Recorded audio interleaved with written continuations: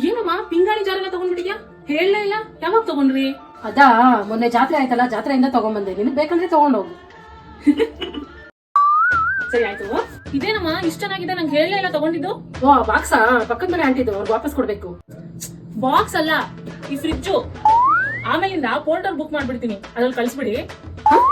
Dish wash liquid, ಅದು offer price ಅಲ್ಲಿ. ಚೆನ್ನಾಗಿದ್ಯಾ? ನಾನು ಯೂಸ್ ಮಾಡಿ ಹೇಳ್ತೀನಿ ಬಿಡು.